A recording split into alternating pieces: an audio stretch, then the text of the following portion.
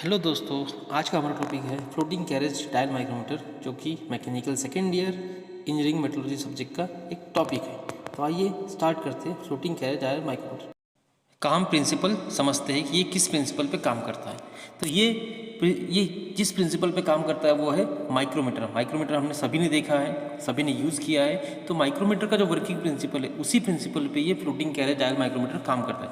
अब माइक्रोमीटर का प्रिंसिपल क्या होता है कि माइक्रोमीटर का जो ड्रम होता है उसको हम एक रिवॉल्यूशन अगर घुमाएंगे तो वो क्या होगा, उसमें जो अंदर जो गियर्स है, गियर की जो पिच है, एक रिवॉल्यूशन घुमाने के बाद उस पिच के डिस्टेंस को वो आगे कवर करेगा और इसके हिसाब से हमको रीडिंग शो करेगा। तो इसी प्रिंसिपल पे हमारा फ्लोटिंग कैरेज डायल माइक्रोमीटर काम करता है।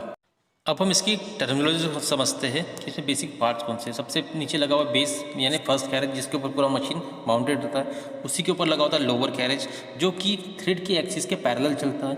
उसके ऊपर लगा होता है अपर कैरेज, जो कि थ्रेड के एक्सिस के परपेंडिकुलर डायरेक्शन में चलता है। फिर जो बेस कैरेज है उसमें पिलर्स लगे होते हैं, पिलर्स के ऊपर सेंटर्स लगे होते हैं जिसके बीच में हम वर्कपीस को फिक्स करते हैं। एक फिडिशियल इंडिकेटर होता है और एक डायल माइक्रोमीटर होता है।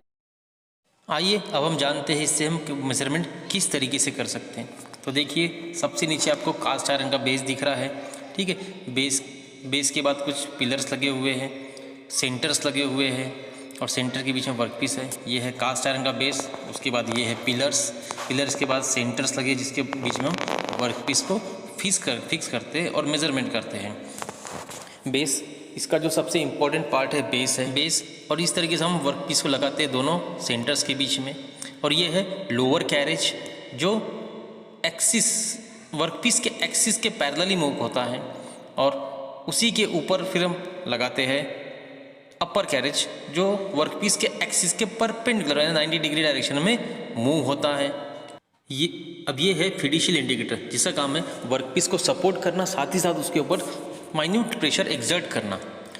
फिडिशियल इंडिकेटर जो रहता है वो हमेशा हमको जीरो रीडिंग शो करना चाहिए जब हम वर्कपीस को दो सेंटर के बीच में अलाइन करेंगे।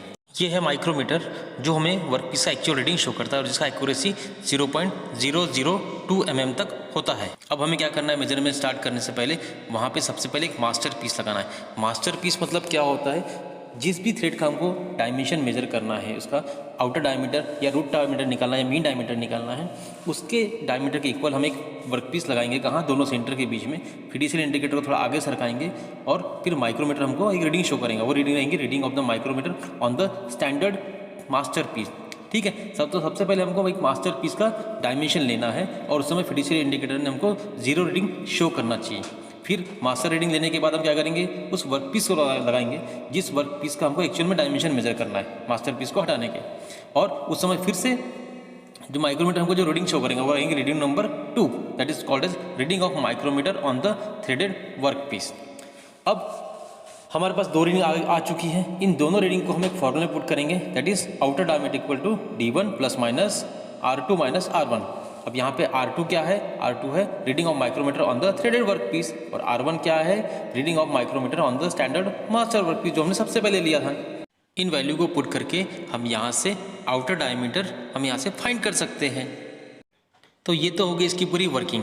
अब आइए हम इसकी एप्लीकेशन के बारे में जानते हैं। सबसे पहला एप्लीकेशन है मेजरमेंट ऑफ पिच। हम इससे पिच मेजर कर सकते हैं किसी भी थ्रेड की, एक्सटर्नल डायमीटर मेजर कर सकते हैं, इंटरनल डायमीटर मेजर कर सकते हैं, एंगल मेजर कर सकते हैं और इफेक्टिव डायमीटर हम इससे मेजर कर सकते हैं। ऐसे ही इन्फॉर्मेटिव वीडियो के लिए चैनल में हमेशा बने रहे। चैनल को लाइक, शेयर एंड सब्सक्राइब करें। Thank you very much.